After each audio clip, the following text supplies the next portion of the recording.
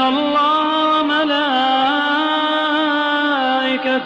يصلون على النبي يا أيها الذين آمنوا صلوا عليه وسلموا تسليما.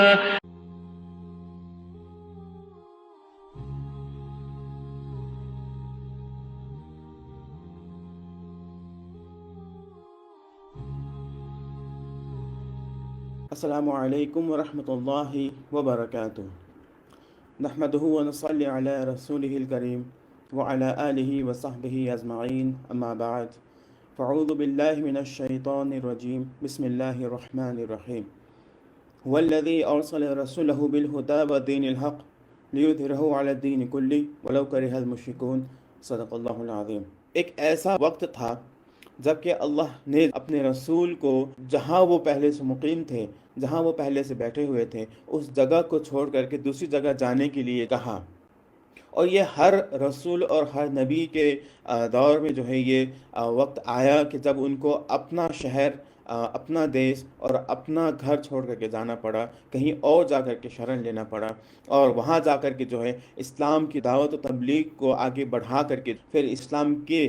حساب سے اپنی زندگی کو گزارا. اور ہر کسی کے ہجرت میں ساتھ دینے والے لوگ موجود رہتے ہیں ہر دور میں. اس لیے یہ نبی کریم صلی اللہ علیہ وسلم کے ساتھ بھی یہ معاملہ ہوا، اور آپ کے ساتھ بھی جو ہے ایک ایسی شخصیت تھی، ایک ایسی پرسنالٹی تھی جنہوں نے آپ کا ساتھ دیا، اور اس طریقے سے جو ہے آپ کا ساتھ دیا کہ اللہ تعالیٰ نے خود قرآن کے اندر اس بات کا ذکر کیا کہ ہجرت سے پہلے بھی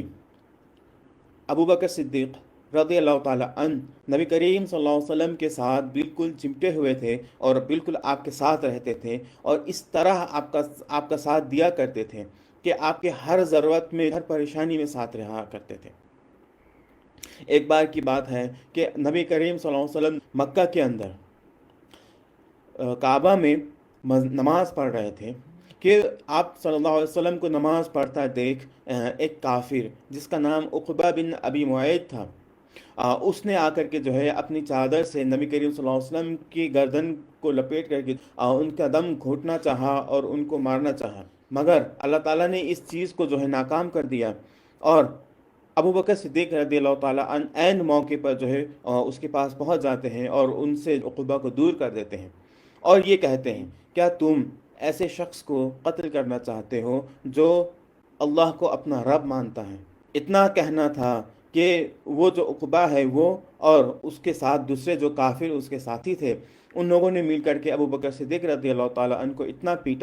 پیٹا کہ وہ ادمرہ ہو کے رہ گئے. یعنی کہ اس حد تک بھی جو ہے نبی کریم صلی اللہ علیہ وسلم کا ساتھ دیا حضرت ابو بکر صدیق رضی اللہ تعالیٰ عنہ نے. صرف ساتھ ہی نہیں دیا، آپ صلی اللہ علیہ وسلم کی حفاظت کے لیے تعینات بھی رہے اور بالکل سے کھٹے رہے. جب یہ معاملہ بہت آگے بڑھ گیا اور سارے لوگوں نے مل کر کے نبی کریم صلی اللہ علیہ وسلم کو قتل کرنے کی سازش رچی، تب اللہ نے اپنے رسول علیہ الصلوۃ والسلام کو یہ حکم بھیجا کہ اب آپ ہجرت کر جائیں مکہ سے. تو اس بات کو مانتے ہوئے، اس بات کی خبر لیتے ہوئے آپ صلی اللہ علیہ وسلم ابو بکر صدیق رضی اللہ تعالیٰ عنہ کے گھر پہنچتے ہیں. اور جب کہ آپ رضی اللہ تعالیٰ عنہ سے ملاقات ہوئے کچھ وقت ہوا تھا، اچانک ابو بکر صدیق رضی اللہ تعالیٰ عنہ کے گھر جب نبی کریم صلی اللہ علیہ وسلم پہنچے تو وہ ان کا آنا ابو بکر صدیق رضی اللہ تعالیٰ عنہ کے لیے یہ ایک نشانی تھی اور یہ علامت تھی کہ اب آپ جو ہے بہت اہم کوئی سندیش لے کر کے آ رہے ہیں. تو نبی کریم صلی اللہ علیہ وسلم نے اس وقت بتایا، ان کو یہ خبر دی کہ اے ابو بکر، مجھے اللہ تعالیٰ نے ہجرت کرنے کی اجازت دے دی ہے، اب میں ہجرت کروں گا. جب یہ بات بتائی گئی تو ابو بکر صدیق رضی اللہ تعالیٰ عنہ بہت ہی خوش ہوئے. اور اس کے بعد جو ہے پھر آپ نے آپ صلی اللہ علیہ وسلم سے پوچھا کہ کیا میں بھی آپ کے ساتھ جاؤں گا، کیا مجھے بھی آپ کے ساتھ جانے کی اجازت ملی ہے؟ تو آپ صلی اللہ علیہ وسلم نے اس کے جواب میں کہا ہاں. تو اتنا سننا تھا کہ ابو بکر صدیق رضی اللہ تعالیٰ عنہ خوشی سے رو پڑے.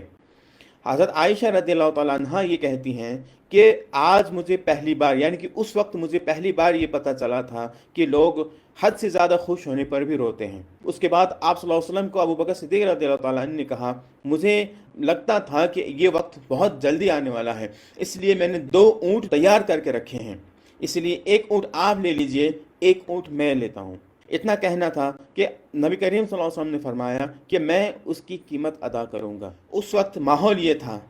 کہ مکہ کے اندر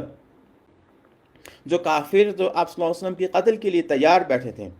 انہوں نے آپ صلی اللہ علیہ وسلم کے گھر کو گھیر لیا۔ اس بات کا اندیشہ پہلے سے تھا، اس لیے جو ہے نبی کریم صلی اللہ علیہ وسلم نے اپنی جگہ پہ حضرت علی کو رکھ کر کے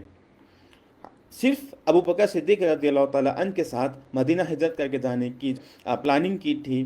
اتنا پلاننگ کرنے کے بعد جو ہے آپ صلی اللہ علیہ وسلم کے گھر کا گھیراؤ جب کیا گیا اور جب آپ کے گھر کو گھیر دیا گیا تو ایسا ہوا، ایک چمتکار ہوا اور اللہ تعالیٰ نے ان لوگوں کی آنکھوں کو جو ہے بالکل سے اندھا کر دیا۔ اور کس وقت اللہ کے رسول علیہ الصلوۃ والسلام قرآن کی آیات پڑھ کر کے جو ہے نکل کے گئے، ان کو کچھ ہوش نہیں ہوا اور ان کو پتہ بھی نہیں چلا کہ نبی کریم صلی اللہ علیہ وسلم وہاں سے نکلے۔ وہاں سے نکلنے کے بعد ابو بکر صدیق رضی اللہ تعالیٰ عنہ کے گھر گئے اور وہاں سے پچھلے والے راستے سے ہو کر کے آپ دونوں نکل پڑے سفر کے لیے، اور آپ نے جو ہے اپنے گھر کے لوگوں کو یہ کہہ رکھا تھا اور یہ ہدایت دے رکھی تھی کہ آپ جو ہے اتنے وقت کے بعد ایک جگہ پہ پہنچیں گے، اس جگہ میں پہنچنے کے بعد ہم لوگ وہاں کچھ دن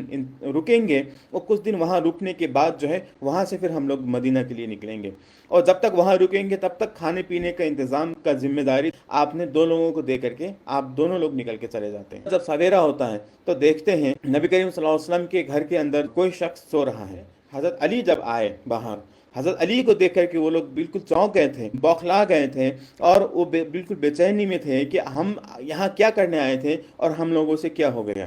اسی لیے پھر ان لوگوں نے یہ اعلان کروا دیا کہ وہ شخص جو بھی نبی کریم صلی اللہ علیہ وسلم کو زندہ یا مردہ ان تک لے آئے گا، ان کو 100 اونٹ کا انعام دینے کا جو ہے وعدہ انہوں نے کر دیا۔ وہاں کے جو کافر تھے، کافر لوگ خود بھی نکلے، اور جن لوگوں تک وہ اعلان پہنچا تھا وہ لوگ بھی جو ہے نبی کریم صلی اللہ علیہ وسلم اور حضرت ابوبکر صدیق رضی اللہ تعالیٰ عنہ کے تلاش میں نکل پڑے،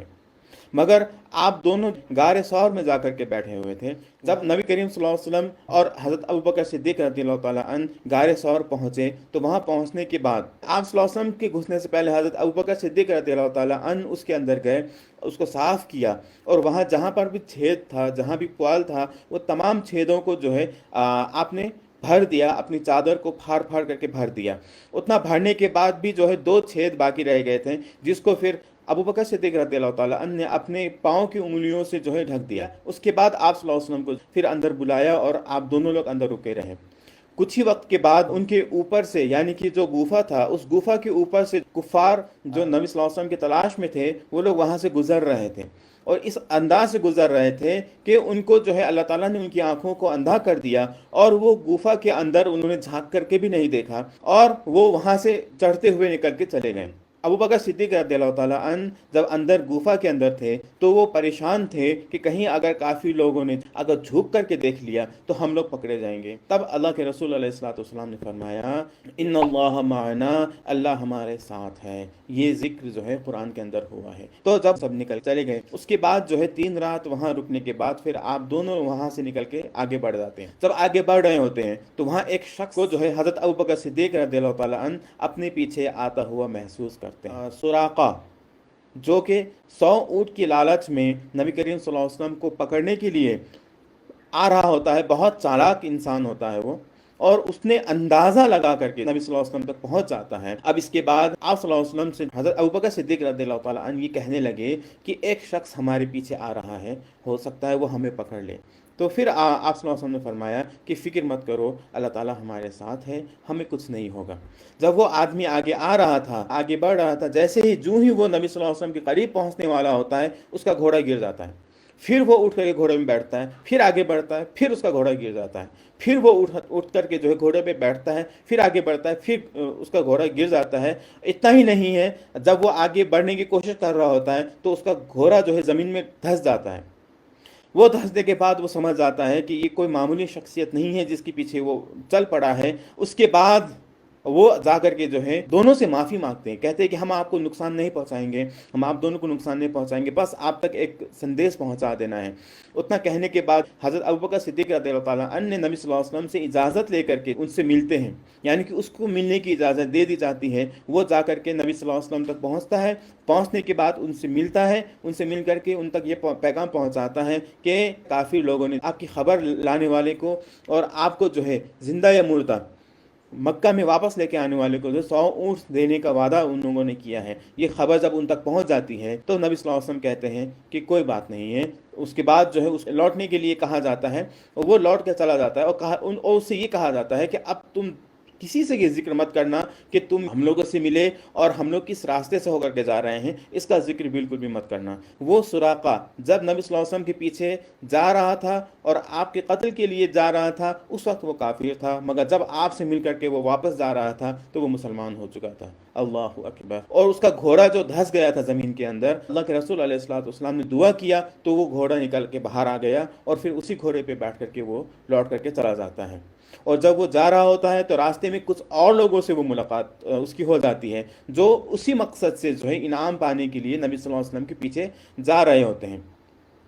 تو اتنا ہونے کے بعد جو ہے وہ ان لوگوں سے مل کر کے ان سے کہتا ہے کہ میں سب دیکھ کر کے آ چکا ہوں، وہاں کوئی نہیں ہے، وہاں جانا بیکار ہے، اب وہاں جانے کی کوئی ضرورت نہیں ہے، کہہ کر کے باقی لوگوں کو وہ واپس لوٹا دیتا ہے اور خود بھی مکہ آ جاتا ہے۔ کل 8 دن کے بعد قبا مدینہ شریف سے صرف 4 کلومیٹر کی دوری پہ ہے، وہاں پہ جو ہے نبی صلی اللہ علیہ وسلم اور حضرت ابوبکر صدیق رضی اللہ تعالیٰ عنہ پہنچ جاتے ہیں۔ وہاں پہنچنے کے وقت جو ہے لوگ بے صبری سے آپ کا انتظار کر رہے ہوتے ہیں، تو آپ کو آتا ہوا دیکھ لوگ جو ہے خوشی سے جھوم اٹھتے ہیں۔ ابھی آپ مدینہ نہیں پہنچے ہیں مگر قبا میں بھی جو ہے یہ خبر پہنچ چکی تھی اور لوگ انتظار کر رہے تھے، مگر جب وہاں پہنچے تو اس وقت حضرت ابوبکر صدیق رضی اللہ تعالیٰ عنہ اور آپ صلی اللہ علیہ وسلم گھوڑے سے اتر کر کے ایک درخت کے سائے میں جا کر کے بیٹھ جاتے ہیں، اور جب آپ دونوں وہاں جا کر کے بیٹھتے ہیں تو لوگ آ کر کے حضرت ابوبکر صدیق رضی اللہ تعالیٰ عنہ کو سلام کر رہے ہوتے ہیں،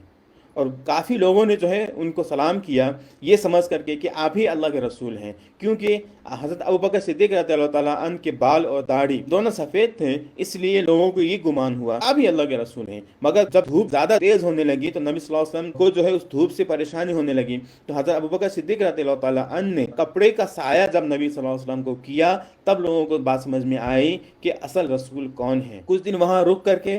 ایک مسجد کی تعمیر کرنے کے بعد پھر آپ صلی اللہ علیہ وسلم اور ابوبکر صدیق رضی اللہ تعالیٰ عنہ مدینہ پہنچتے ہیں۔ مدینہ پہنچنے کے بعد تو دونوں کا یعنی کہ آپ صلی اللہ علیہ وسلم کا اور ابوبکر صدیق رضی اللہ تعالیٰ عنہ کا بے صبری سے وہاں بھی انتظار ہو رہا ہوتا ہے۔ وہاں پہنچنے کے بعد لوگ ان کا استقبال کرتے ہیں، آپ کو ویلکم کرتے ہیں، اور پھر وہاں ایک گھر میں آپ رکتے ہیں، ٹھہرتے ہیں، اور پھر وہاں ایک مسجد بنانے کی پلاننگ شروع ہو جاتی ہے اور وہاں تیاری شروع ہو جاتی ہے۔ اور جب مسجد بنانے کی تیاری ہو رہی ہوتی ہے تو اس کے لیے جو زمین خریدا جاتا ہے اس میں پوری کی پوری رقم حضرت ابوبکر صدیق رضی اللہ تعالیٰ عنہ نے ادا کی۔ مسجد بنانے کے وقت میں بھی جو ہے آپ نے پورا ساتھ دیا، اور اس طریقے سے انداز سے آپ نے نبی کریم صلی اللہ علیہ وسلم اور اسلام کی خاطر بہت ساری قربانیاں دیں۔ اور کچھ وقت کے بعد پھر آپ نے حضرت ابوبکر صدیق رضی اللہ تعالیٰ عنہ نے اپنے پریوار کو واپس بلا لیا، یعنی کہ وہیں مدینہ میں بلا لیا، اور مکہ سے لوگ وہاں آ گئے اور ایک ساتھ رہنے لگے۔ پھر حضرت ابوبکر صدیق رضی اللہ تعالیٰ عنہ نے مدینہ میں بھی کپڑے کا بزنس شروع کیا، مگر